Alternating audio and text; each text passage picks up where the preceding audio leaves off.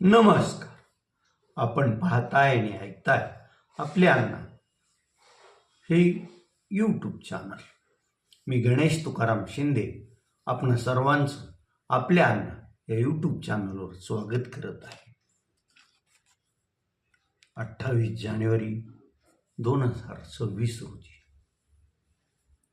सकाळी 9:15 वाजता बारामती विमानतळाच्या तिथं विमानाला अपघात झाला आणि या विमान अपघातात महाराष्ट्राचे उपमुख्यमंत्री अजित अनंतराव पवार यांचं निधन झालं.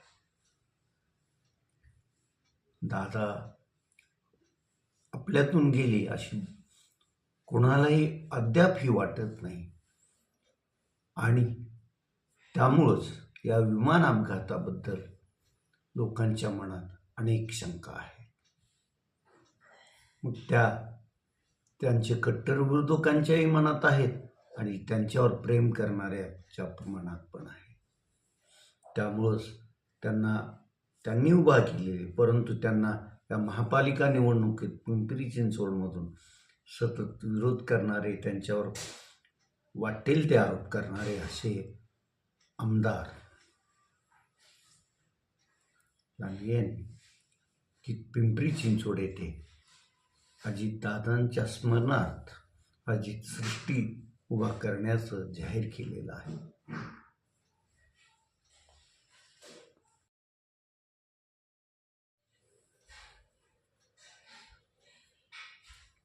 अजित दादा पवार हे ज्या विमानानं मुंबई येथून बारामतीकडे येण्यास निघालेली होती, त्या विमाना कंपनीचं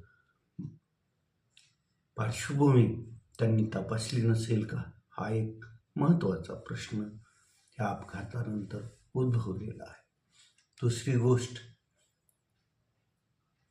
मुंबईतील देवगिरी निवासस्थानापासून मुंबई विमानतळापर्यंत प्रवास करतानाचा कुठलंही व्हिडिओ चित्रीकरण अजितदादांचं का उपलब्ध नाही, हा आहे. तिसरं यातली शंका, विमानात किती जण प्रवास करत होते. ज्यावेळेस विमान दुर्घटनाग्रस्त झालं त्यावेळेस सर्वच माध्यमांवर जी ब्रेकिंग न्यूज आली, त्या विमानातील 6 प्रवासी जळून खाक झाल्याचं बराच वेळ बातमी चालत होती. त्यावरून मग खरं विमानात किती प्रवासी होते हा प्रश्न आत्तापर्यंत अनुत्तरितच आहे. त्यानंतर अजित पवार हे त्यांच्या बॉडीगार्ड बरोबरच कसे काय निघाले, त्यांच्यासोबत त्यांचा कुठलाही पीएक असा काय नव्हता, याबद्दल पण उलटसुलट चर्चा आहे. त्या पुढची गोष्ट म्हणजे, जर समजा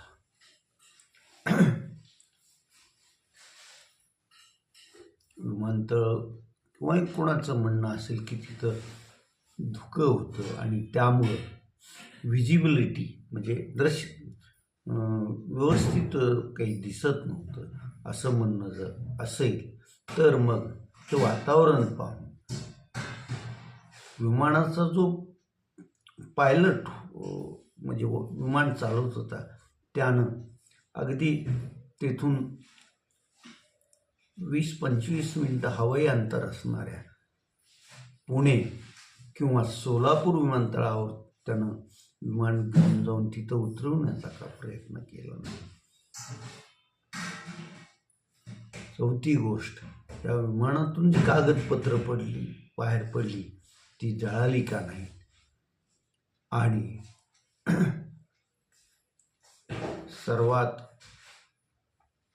सर्वांना पडलेला प्रश्न की मग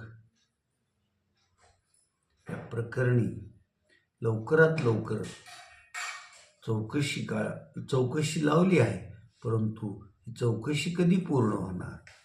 महाराष्ट्रातील आणि तमाम देशातील जनतेला या विमान अपघाताबद्दल आणि अजित पवार यांच्या निधनाबद्दल जी मनात शंका निर्माण होते त्या शंकेचं निरसन कधी होणार हा प्रश्न आहे. यासाठी केंद्र सरकार, राज्य सरकारनं आणि CBIनं पण लवकरात लवकर चौकशी करून ह्या अपघातामागं दडलेली खरी सत्य काय आहे हे पुढं आणणं गरजेचं आहे. ते आणल्याशिवाय लोकांच्या मनात जे साशंकतेचं धुकं निर्माण झालं आहे ते विरणार नाही आणि सततच अजितदादांचा घातच झाला असं लोकांच्या मनात कायमचं राहील. आणि ते राहू नये यासाठी आता तातडीनं पावलं उचलणं गरजेचं आहे. अजितदादांच्या निधनानंतर त्यांच्या राष्ट्रवादी पक्षाची सर्व सूत्र त्यांच्या समर्थक नेत्यांनी, आमदारांनी सुनेत्रा अजित पवार यांच्याकडे सोपविलेली आहे. सुनेत्रा अजित पवार यांचा पहिल्या महिला उपमुख्यमंत्री म्हणून शपथविधी पण पार पडला असून त्यांच्याकडं अल्पसंख्याक आणि क्रीडा खातं 2 खाती देण्यात आली आहे. तर पुणे आणि बीड या दोन्ही जिल्ह्यांचं पालकत्वही त्यांना सोपविण्यात आलेलं आहे. या दुर्घटनेनंतर पवार कुटुंबियातील कोणीही शंका व्यक्त केलेली नाही. ज्येष्ठ नेते अजित पवार यांचे मुख्य मार्गदर्शक आणि चुलते शरद पवार यांनी हा अपघातच आहे, यात राजकारण नका असं पहिल्याच दिवशी स्पष्ट केलं होतं. परंतु हा अपघात तसा गुढ निर्माण करणाराच आहे.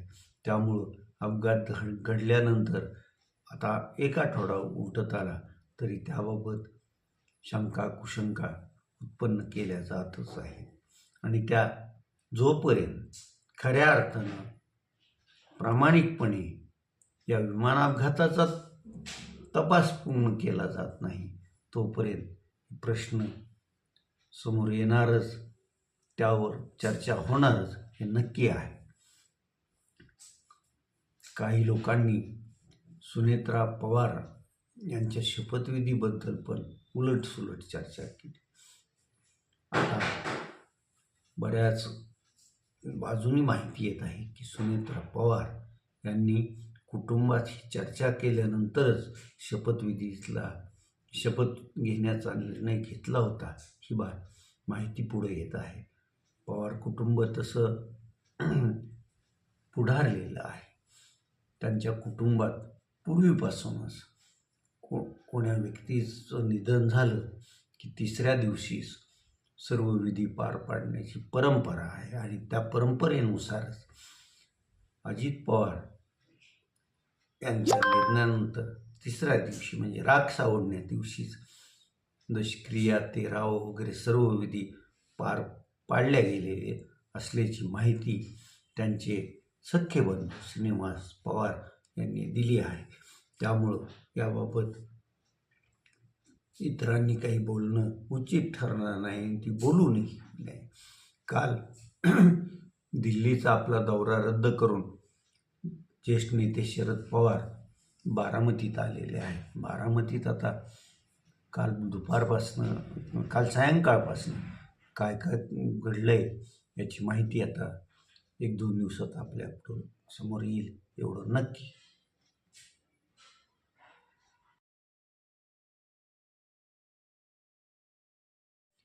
जिल्हा परिषद साठी येत्या 7 फेब्रुवारीला प्रत्यक्ष मतदान होणार आहे. त्यामुळं आज आणि उद्याच उमेदवारांना जाहीर प्रचार करता येणार आहे. त्यामुळंच की काय, आज राज्याचे मुख्यमंत्री उपमुख्यमंत्री शिवसेना एकनाथ शिंदे पक्षाचे प्रमुख एकनाथ शिंदे यांची सकाळी 11च्या दरम्यान लोहारा तालुक्यात त्यांच्या उमेदवारासाठी आणि महायुतीसाठी पण प्रचार सभा होणार आहे. तर दुपारी वैराग येथे तेथील जी विकास आघाडी आहे त्या बार्शी तालुक्यात शिवसेना उद्धव बाळासाहेब ठाकरे, शिवसेना एकनाथ शिंदे, राष्ट्रवादीचे दोन्ही गट अशी महाविकास आघाडी आहे आणि तिथे ते त्या आघाडीचा जाहीर प्रचार पण करणार आहे. त्यामुळं आज एकनाथ शिंदे हे अगदी दोन्ही धुळावर पाय ठेवण्याचं कसब दाखवणार आहेत. त्यामुळे ते जेवळीत काय बोलतात आणि वैरागमध्ये काय बोलतात याकडं धाराशिव आणि सोलापूर जिल्ह्यातीलच लोकांचं नाही तर महाराष्ट्रातील जनतेचं लक्ष असणार आहे. धाराशिव जिल्हा परिषदेच्या 55 गटात सर्वत्र अगदी प्रचारानं जोम पकडलेला आहे. धाराशिव जिल्हा परिषदेचं अध्यक्षपद हे सर्वसाधारण महिलेसाठी राखीव असल्यामुळं जिल्ह्यातील 3 ते 4 मतदारसंघात ज्या लढती होत आहेत त्याकडं जिल्हावासियांचं लक्ष आहे. त्यातही तेर येथील हाय व्होल्टेज लढत म्हणून जी मानली जाते त्या लढतीकडं सर्वांचं लक्ष आहे. कारण तेर गट हा सर्वसाधारण महिलांसाठी राखीव आहे. या गटातून लोकसभेला राष्ट्रवादीकडून निवडणूक लढवलेल्या आणि पराभूत झालेल्या भाजपचे माजी मंत्री मित्रचे उपाध्यक्ष आणि तुळजापूर विधानसभा मतदारसंघाचे आमदार असलेल्या राणा जगजितसिंह पाटील यांच्या पत्नी ज्या की माजी जिल्हा परिषद उपाध्यक्ष आहेत त्या अर्चना राणा जगजितसिंह पाटील यांच्या विरोधात राष्ट्रवादी शरदचंद्र पवार पक्षाचे महिला राज्य अध्यक्ष असलेल्या सक्सेना सिद्धराम सलगर आणि शिवसेना उद्धव बाळासाहेब ठाकरे पक्षाच्या कीर्तिमाला महादेव खटावकर या तिघीत अगदी काटेकी टक्कर आहे. तिन्ही उमेदवारापैकी सक्सेना सलगर आणि कीर्तिमाला खटावकर यांनी संपूर्ण मतदारसंघ पिंजून काढला आहे. तर अर्चना पाटील या अजितदादा पवार यांच्या निधनामुळे 2-3 दिवस बारामतीकडेच होत्या. त्या प्रत्यक्ष प्रचाराला त्या काळात नव्हत्या, परंतु इकडं त्यांचे समर्थक चिरंजीव मल्हार पाटील हे इथं त्यांच्या तर्फे गड लढवित आहेत. आता अर्चना पाटील पण कालपासून प्रचाराच्या मैदानात उतरलेला आहे आणि आपण काय करणार, आपण पूर्वी केलेलं काम आणि आपल्या घराण्याचा वारसा या त्रिसूत्रीवर भर देत त्या प्रचार करत आहे. सक्सेना सलगर ह्या मी पाडवी गटाची माजी जिल्हा परिषद सदस्य आहे. जिल्हा परिषदेचा मलाही अनुभव आहे. मी संपूर्ण महाराष्ट्रात फिरते. सामान्य माणसाच्या अडीअडचणी मला ज्ञात आहे असं सांगता येईल. तर तिसऱ्या उमेदवार कीर्तिमाला खटावकर त्या आणि त्यांचे पती महादेव खटावकर यांनी तेर आणि परिसरात जी कामं केली आहेत त्याचा दाखला देतात. आपण खऱ्या अर्थानं गरीब उमेदवार असून सर्व गोरगरिबांचे आणि सर्वांचे प्रश्न आम्हाला कळतात. आम्ही तुमच्या प्रश्नाला वाचा गटाचा विकास करू असं सांगत आहेत. आता बघूया या तिघीत कोणाच्या भाळी विजयाचा गुलाल लागतो हे आपल्याला 9 फेब्रुवारीला कळणार आहे. आपण आज इथंच थांबूया. तुम्ही आपल्यांना यूट्यूब चॅनल सबस्क्राईब करा, लाईक करा आणि कमेंट्स पण नोंदवा. धन्यवाद.